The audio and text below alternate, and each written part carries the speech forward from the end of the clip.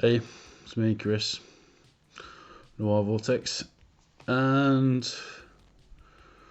today I'm going to talk about a very well-known author, Russian author, Anton Chekhov, a very renowned Russian literary figure who I've only just really started exploring in the last, really 2 years, but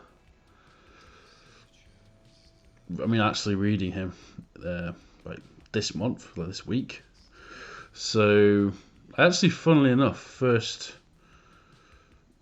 heard of Anton Chekhov from a British comedy interpretation of Anton of one of his plays called The Bear, which I think is one of his best known plays, which is sort of almost a comedy, really.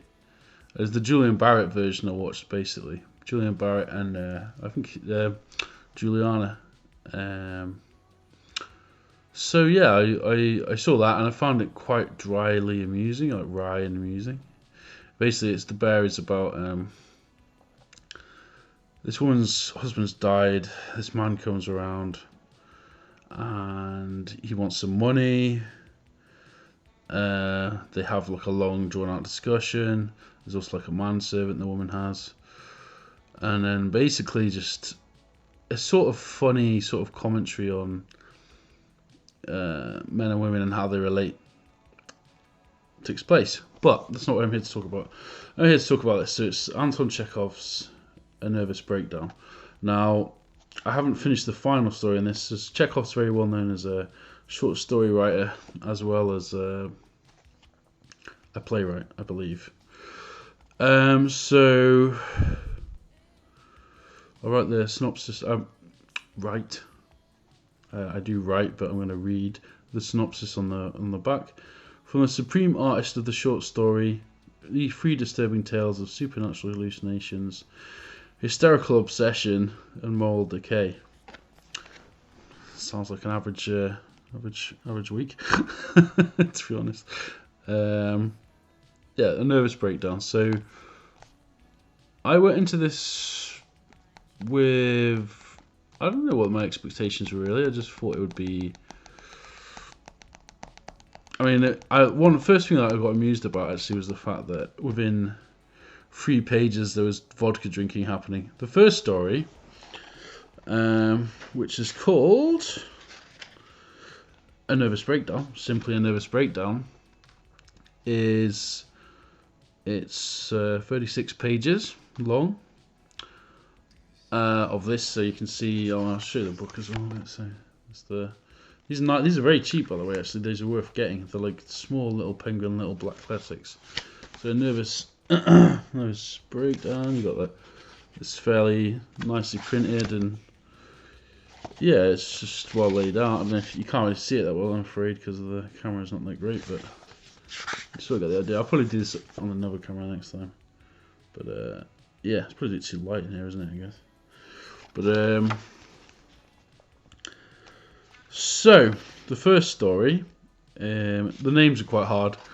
Even though I не знаю это русский language, I know Russian language, I know маленький, я понимаю это, я понимаю русский. Я английский, but I know a bit of Russian. Like I'm not, I'm not Ruski gab more, but I know some Russian, right? But some of the it's quite an obvious point, but sometimes the names can be a bit of a struggle, basically, just remembering for the character names. But the actual point is, Chekhov is such a good writer that that's almost irrelevant, actually. The characters aren't irrelevant, actually. It's the characters are very well written. Like the prose is incredibly. It's descriptive but not leaden. There's also an emotional core at the center of them. Like a sort of the pacing is very good. And I'll get onto the Black Monk as well, which is the second story I read, which actually was one of those stories that made me even tear up. I was just reading it in the pub earlier. So I I started reading it this morning, and then finished it off this afternoon in the pub, where I went for like a half pint, and yeah, it blew me away, really. Especially the ending, which I won't spoil. Actually, I will. I mean, Okay, so let's get into I'll get into the final part, and the final part of the video will have spoilers. Basically, is what I'm saying. So, this is your spoiler warning. If you don't want the end of these stories ruined, then tune out now. Basically. Okay, with all that said, yeah, the prose is energetic. It's very, but it's also the primary thing I got from Chekhov is that these are stories that are about human beings who are slightly frayed at the edges, artists really, like sort of. You could say in this collection anyway, Nervous Breakdown is primarily to do with, it's primarily to do with artists who are sort of struggling, and they're trying to find their way. It reminds me in some ways of Steppenwolf, which I read some of a while ago.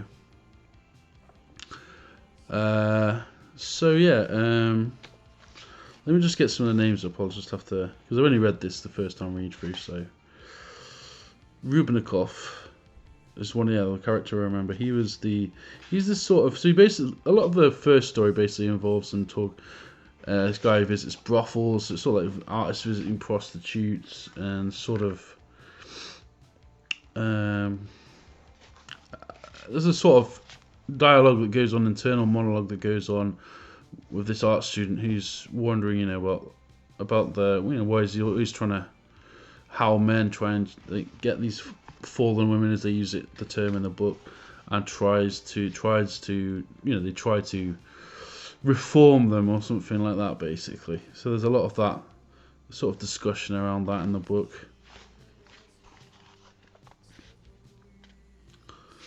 So there's a lot of vodka drinking in that first one. This is not the most in-depth review. Like I said, this is literally, I need more time to read it again for the first one. I'll talk more about the Black Monk because I connected better with that one. I think basically the point of the first story ending, spoiler alert, this is the spoiler alert for the Nervous Breakdown end, it's a sort of a story about the eternal student, right? It's that, basically. This story. So the ending line is: he stood in the street and pondered for a moment, saying goodbye to his friends. He lazily trudged along to university. So it has a sort of ambiguous ending, right? Which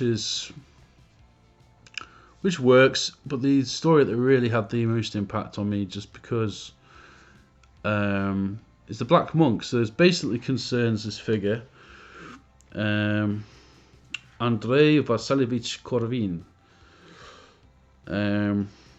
And he's a sort of a mentally ill, he's mentally ill basically, and he has there's this figure of the Black Monk who's like a sort of imaginary friend or hallucination, an externalized hallucination. He's in love with this woman, Tatiana.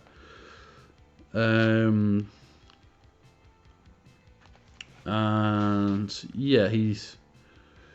it's sort of about their love, but there's also there's this metaphor of the Black Monk that comes into it, which is very interesting.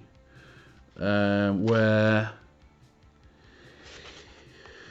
I can't remember what page it was on when he described it, but he basically talks about how and it's, like his wife is trying to help him, or I can't remember if it's his wife or his girlfriend, but she's trying to help him with dealing with the reality of the situation, trying to distract him from this Black Monk who visits him and basically tells him that he's an eternal one, and the eternal men are born of. I wonder in somewhere if it relates to the fool for Christ, I guess, in the Russian Orthodox tradition. I'm not sure. Yeah, there you go. This is the. I'll read an extract from this because something resonated with me in this this page 60 on the Anton Chekhov Nervous Breakdown Penguin Classics edition. So Okay, so I'll just read this extract and then I'll finalise the review, I guess. You're just a mirage, Corvin murmured. Why are you here, sitting like that? It doesn't tally with the legend. Never mind, the monk answered him softly after a brief pause, turning his face towards him. The legend, myself, the mirage are all products of your overheated imagination.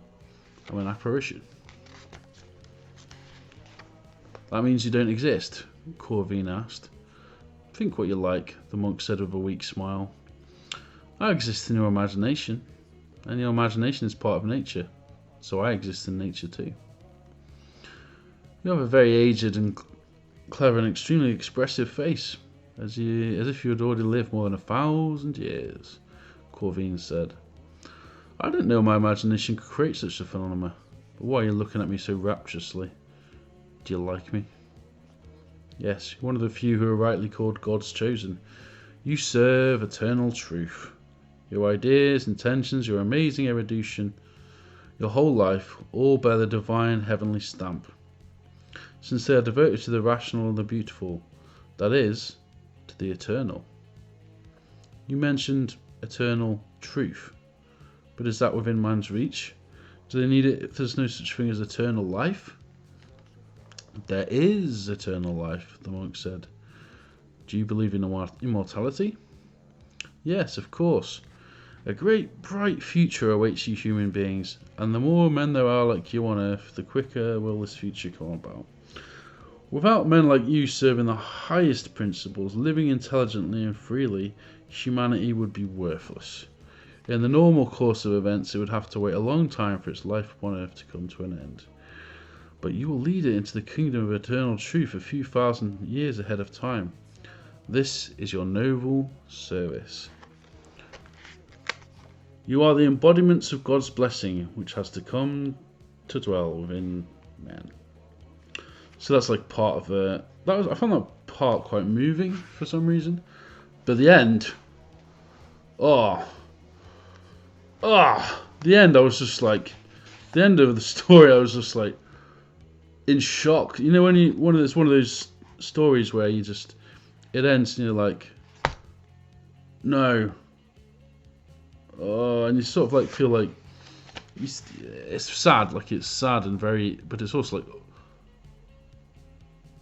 it's just an ending that freezes you basically up completely. So obviously, spoiler alert, big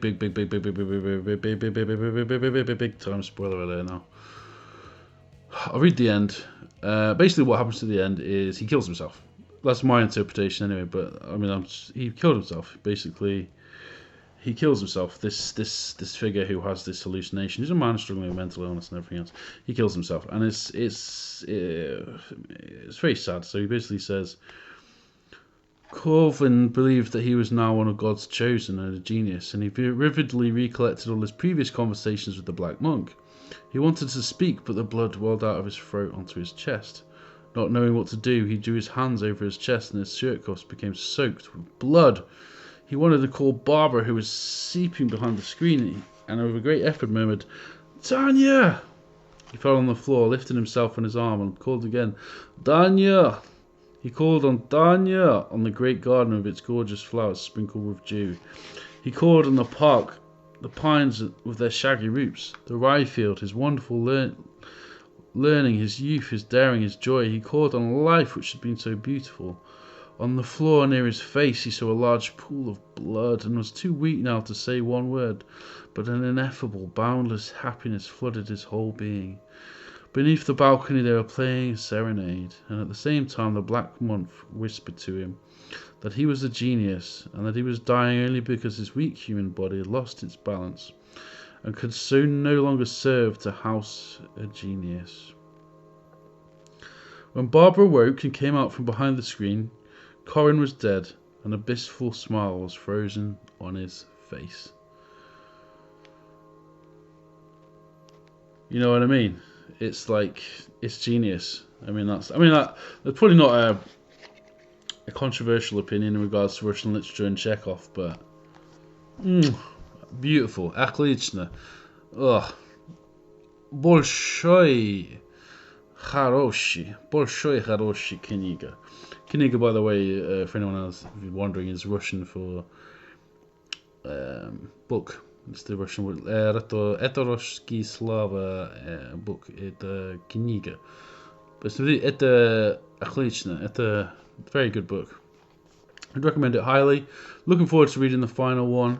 I'll leave it there because it's already been 15 minutes. Oh, I shouldn't have thrown that book like that. It was a bit disrespectful to Chekhov's memory, but I've got so many books at the minute. Okay, so let me just soften you up for the next book review I'll be doing. It will be Friedrich Nietzsche, Why I'm So Clever, which I've read a lot of Nietzsche before. This is one of his final works. That will be the next book I will review once I've actually read the thing. So that's that. Noir Vortex. I do book reviews, I do philosophy, I do art, I do all sorts of things. Like and subscribe if you like what I have to say, or if you like, thinking about it, feel free to comment below. Peace, and keep reading, writing, and yeah.